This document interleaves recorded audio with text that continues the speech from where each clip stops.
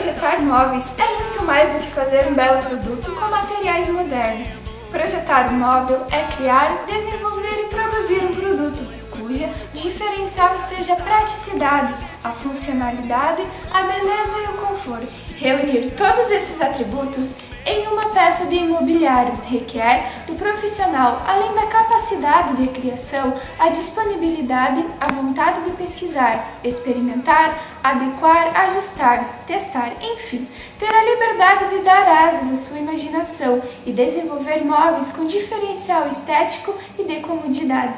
Faz a diferença. Aqui você aprende, cresce, vive e sonha. Realiza, na CETEM é mais legal de aprender.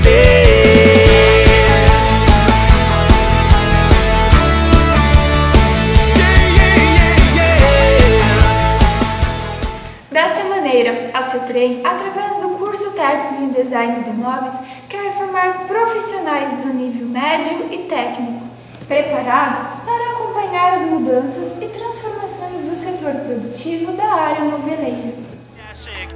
Se um sonho é sonho, pode se realizar. Basta a gente querer.